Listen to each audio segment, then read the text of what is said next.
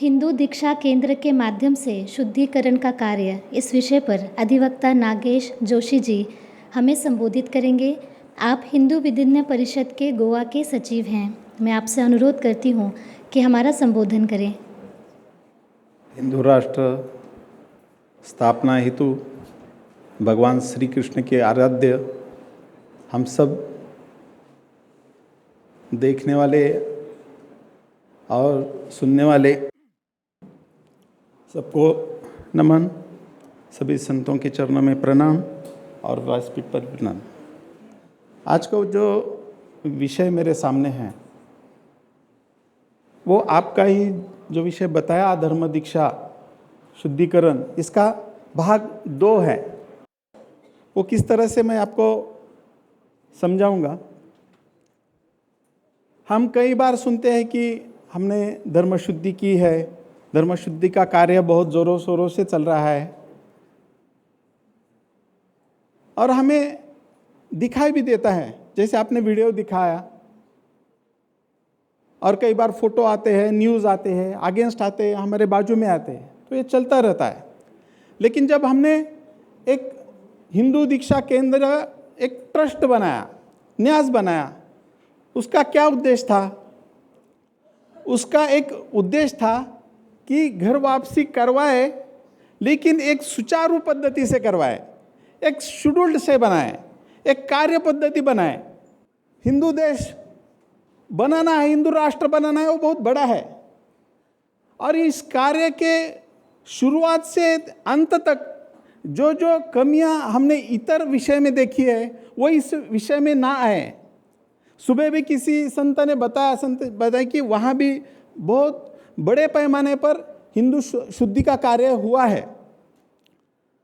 तो फिर हमने ये पंजीकृत ट्रस्ट क्यों निकाला और वहाँ से कार्य करने का एक सेवा भाव कैसा शुरू किया? जब कर रहे इतर भी सेवा शुरू है, फिर भी ये विषय क्यों लिया, आपको बताता हूँ।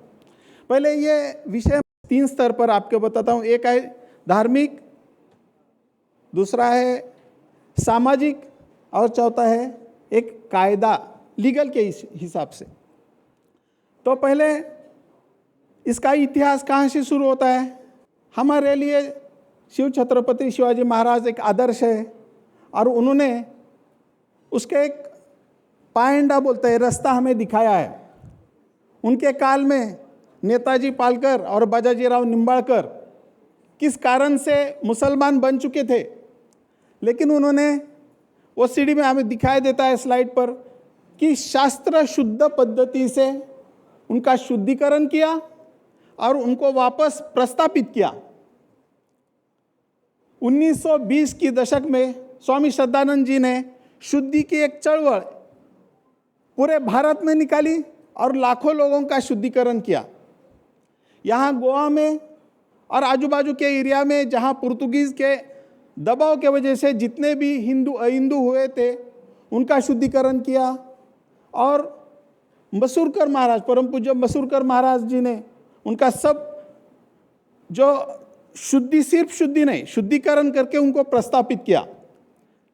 अब आप इसका एक पहलू देखिए, एक सूक्ष्म पहलू कैसे रहता है और उसका परिणाम क्या होता है, आपको बताता हूँ। पहले तो मैं सभी हिंदुओं को एक आश्वस्त करना चाहता हूँ कि धर्म शुद्धि प्रक्रिया, पुनर्वापसी, घर वापसी, ये सभी कायदे के दायरे में होने वाले कार्य हैं। जो हमारी हिंदू धर्म का परिवर्तन क्रिश्चियन में करते हैं, मुसलमान में करते हैं, एक प्रोसीजर से करते हैं, तो उनको उस वजह से अरेस्ट नहीं होता है। तो वही रूल हमको भी लागू होता है। आर्टिकल 25 हमें क्या बताता है कि भारत एक सेकुलर देश है, इसीलिए हर व्यक्ति को कोई भी धर्म अपनाने की छूट है, उसका प्रोपोगेशन करने की भी छूट है, उसका प्रचार प्रसार करने की भी छूट है। तो ये आर्टिकल हमारे लिए भी है। और हिंदू में क्या है, अगर कोई लीगल कार्य हो तो वो पूरी ताकत से करता है। इसीलिए मैं पहले आपको ये बताना चाहता हूँ कि आर्टिकल 25 हमें प्रोटेक्ट करता है। ये पहली बात। दूसरी बात, जब हमने ये कार्य शुरू किया, एक नियमावली बनाई, एक रूल्स बनाए हमने ट्रस्ट के। क्या ज़रूरत है मैं आपको अंतिम में बताऊंगा। इसकी क्या ज़रूरत है। हम जब मेले जैसा पूरा करते हैं और शुद्धि करवा के लेते हैं, तो इस तरह से एक अधिवक्ता होने के नाते मैं आपको बता रहा हूँ, सबको एक सम्मत कर कि इस तरह से करने की क्या ज़रूरत है। तो पहले आप सब देखिए पहले हमने क्या क्या कार्य किया उस क्षेत्र में। तो ये हमने क्या किया, जो कोई भी आता था कि हमें शुद्धि करना है, मैं हिंदू से फिर मुसलमान बना, या मूल मुसलमान हूँ, या कोई कैथोलिक है या कन्वर्टेड कैथोलिक है, उस तरह से जो हमें कांटेक्ट करता था उसे हमने एक इन्फॉर्मेशन देते थे, एक ईमेल भेजते थे। उसमें क्या था, उसका फ़ोटो वो मेजर है या नहीं है, उसका रहन सहन कैसा है, यानी उसका एड्रेस, जो बेसिक इन्फॉर्मेशन थी वो हम उससे कलेक्ट करके लेते थे। और उसके बाद हम उनको एक ईमेल भेजते थे, ये ईमेल की द्वारा कि आप इस तारीख को आइए, ये डॉक्यूमेंट है। जो डॉक्यूमेंट क्या है, आधार कार्ड है, आईडी प्रूफ है, एज प्रूफ है, रेसिडेंसी प्रूफ है, ये कॉमन है सबके लिए। वो आप लेके आइए, हम आपका शुद्धिकरण का विधि करेंगे। उसके बाद हम उससे डिक्लेरेशन लिखते थे। डिक्लेरेशन में क्या था, कंटेंट क्या थे। डिक्लेरेशन में हम ऐसे कंटेंट देते कि मैं हिंदू धर्म में खुद की इच्छा से, मेरा हिंदू धर्म सनातन धर्म के और मेरा आकर्षण होने की वजह से मैं ये धर्म का स्वीकार कर रहा हूँ। तो ये डिक्लेरेशन फॉर्म हम लेते हैं, एफिडेविट भी बनाते हैं, अगला दिखाइए, और उसको बताते हैं अगर उसने नाम बदल दिया है तो उसको गैजेट पब्लिकेशन के लिए भी बताते हैं, नाम चेंज भी। जी, तो ये नाम चेंज की प्रक्रिया भी हम उनको करवा के लेते हैं। एक बहुत अच्छी बात है कि आपने भी ये शुरू किया है, इसी तरह से करना है। और उसके बाद क्या है, ये हुआ लीगल। आपको बताता हूँ अभी लीगल ये प्रोसेस क्यों करनी है। एक उदाहरण बताता हूँ आपको। सबने लव जिहाद के बारे में बताया, लव जिहाद हो रहा है, लव जिहाद हो रहा है। हमारे पास कुछ फिगर्स है, आपको बताता हूँ। एक अधिवक्ता जो लव जिहाद का बिल या लॉ बनाने में का एक मेंबर है, वो बोल रहा है मुझे डाटा दो, आप मुझे डाटा दे दो, हम करेंगे। तो हम ढूंढ रहे हैं डाटा कहाँ है। तो हिंदू समाज के लोगों में ये डॉक्यूमेंट बनाने की जो एक आदत होनी चाहिए वो कम है, मुझे क्षमा कीजिए, लेकिन ये है। अब आपके लेफ्ट में वो पुर्तगीज का जो इंक्विजिशन सब लगा है, वहाँ भी हिंदू धर्मांतर हुआ, जोरों शोरों से हुआ, लेकिन उनका सब डॉक्यूमेंटेशन है। लेकिन घर वापसी का डॉक्यूमेंटेशन मिलता है क्या? आज हमें किसी के सामने प्रोड्यूस करना है घर वापसी का डॉक्यूमेंटेशन, तो डॉक्यूमेंटेशन का अभाव है। इससे प्रभाव क्या होगा आपको बताओ, क्या परिणाम होगा? नहीं, मेरा तो श्रद्धा है, श्रद्धा से मैंने किया, बाहर गया, गलती हो गई, अंदर आया, उसमें क्या डॉक्यूमेंटेशन की क्या जरूरत है? उसमें डॉक्यूमेंटेशन की आपको बताता हूं किस तरह से काम होता है। उसमें अगर हमने घर वापसी या धर्म बदलने का कायदा लाया, कानून लाया, तो उसमें हमें क्या प्रोविजन चाहिए कि घर वापसी बंद ना हो। ये जब करेंगे ना तो पूरा बैन करेंगे, समझ लीजिए। इसमें का दो बिटवीन द लाइंस बोलते हैं ना, उसमें का धोखा है ये। इसीलिए जितना हम धर्म शुद्धि का कार्य करते वक्त डॉक्यूमेंटेशन प्रॉपर करेंगे, उनका नया नाम देंगे, उतना ही वो वैलिड होगा।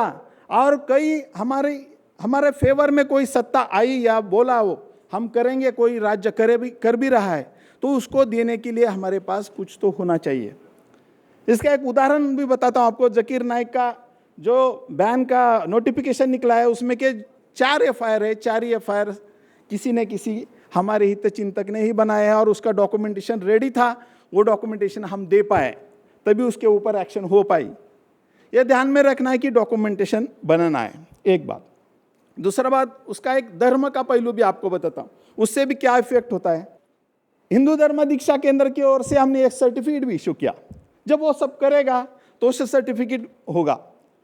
अब आज मैं वकील हूँ, वो चैलेंज करेगा कोर्ट में।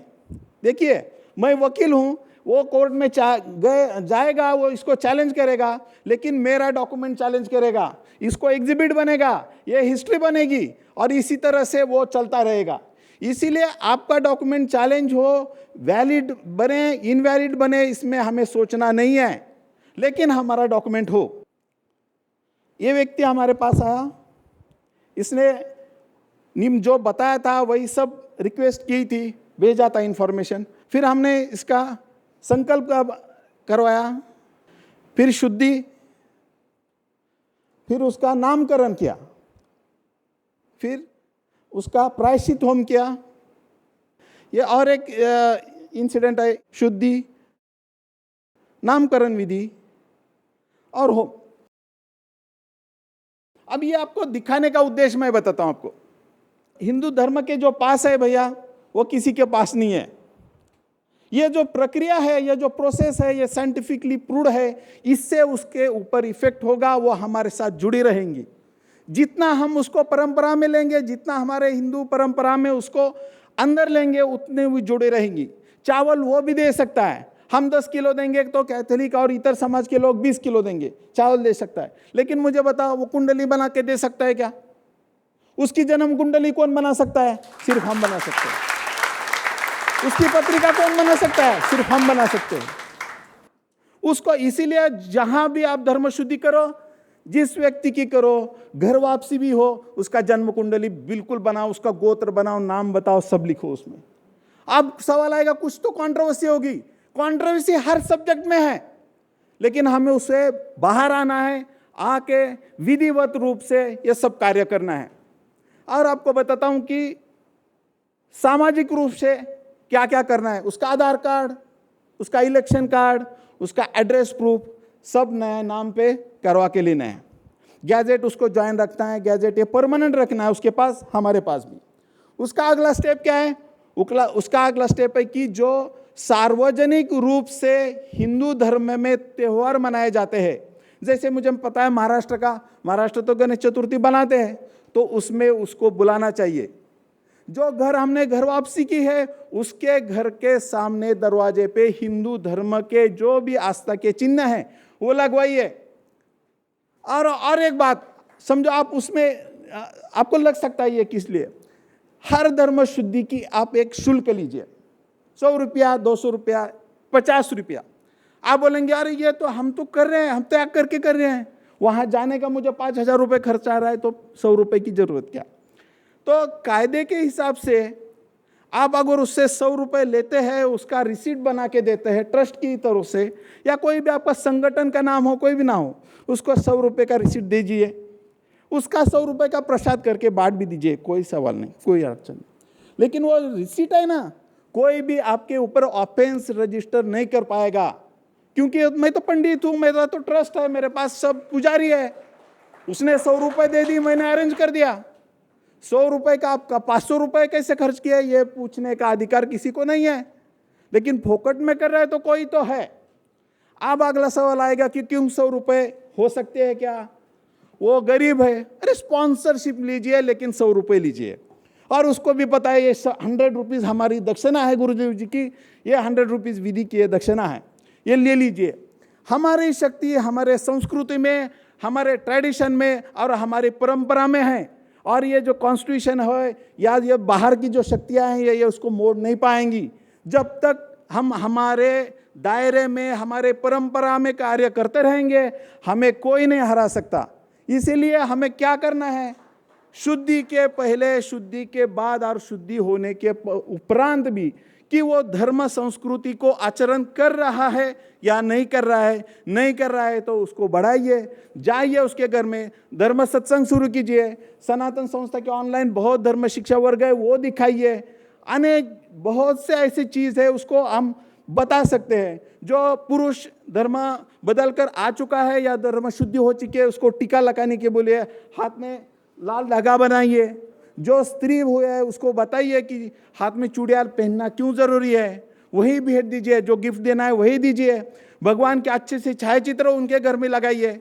इस तरह का एटमॉस्फेयर होने से हिंदू धर्म या जो हमारी ये चळवळ है, शुद्धिकरण की चळवळ, ये यशस्वी होंगी। और आपको एक दो पॉइंट में 2 लाइन लेता हूँ और आपको ये मेरा विषय समाप्त करता हूँ। एक ने पूछा मुझे, एक सेकुलर वकील ने पूछा, हाईकोर्ट में पूछा, ये ठीक है आप कर रहे हो ये धर्म शुद्धिकरण, क्या करोगे इसका? वो तो जा रहे, जाने दो, उनका लेकर क्या करोगे? मैंने उसको बताया, तब जाने दिया इसलिए पाकिस्तान हुआ, लेकिन इसके बाद कुछ नहीं होगा, सबको लेके अखंड भारत ही बनाएंगे। उसमें कोई शंका नहीं, कोई शंका नहीं। बनाएंगे तो अच्छा पक्का सनातनी हिंदू बनाएंगे। एक अधिवेशन धर्म अभिमानी ने किया, दूसरा अधिवेशन भी जो जितने भी परिवर्तन करके आए उसका बनाएंगे और लड़ने के लिए हमारे साथ साथ उसको खड़ा करेंगे। और एक बात, आखिरी बात मैं आपको बताकर मैं विराम लेता हूं कि अनंत काल से हमारी परंपरा शुरू हो चुकी है, बीच में खंडित हो चुकी है, उसमें बहुत सारे विघ्न आ चुके हैं। लेकिन आज फिर से एक हिंदू धर्म के तरुण में जो जवान पीढ़ी है उसमें एक उमंग है कि क्या है, जिज्ञासा है, जिज्ञासा है कि क्या है, क्यों करना है। ये जो सेकुलर जहर है वो हम बहुत ही अच्छी तरह से निकाल सकते हैं जब हम खुद धर्म आचरण करेंगे। कभी भी नारियल आप मंदिर में जाओ, फोड़ के आओ, एक प्रसाद जो है, एक उसका छोटा सा भाग जो हमारा कैथोलिक दोस्त है, मुस्लिम दोस्त, उसको उसको देना हमारे घर में परंपरा है। शूज बाहर ही निकालना, मेरा भी निकालना, उसका भी निकालना। रुको, कोई भी इतर धर्म का है, तब क्या होगा, उससे उसकी मानसिकता होगी कि हमें भी प्रसाद उनका लेना ही पड़ेगा। और आखिरी में सबको आह्वान है कि देखिए, आज तक हम कहीं भी जाते हैं ना, देखते कि मुझे कोर्ट में जाता है तो मैं क्या देखता हूँ, मेरा कितना नंबर सीरियल नंबर पे मैटर है, और वो वकील आया है या नहीं आया है, उसने रिटर्न स्टेटमेंट लाया है नहीं है। तो सबको मेरा हाथ जोड़ के विनती है, आप अब जब भी बाहर जाओ तो देखो, कोई हो सकता है क्या शुद्ध, ये हो सकता है, ये वो बहुत हो सकता है को आपने बैक ऑफ द ब्रेन शुरू रखिए। जितने आंख है, आज 500 लोग हैं, 500 लोग देखेंगे, साल भर में एक भी मिल गया, एक भी, और उसको 1-2 साल में वो पक्का सनातनी बन जाएगा, पक्का हिंदू धर्म का आचरण करेगा और हिंदू क्रांति में सबसे आगे रहेंगे। धन्यवाद।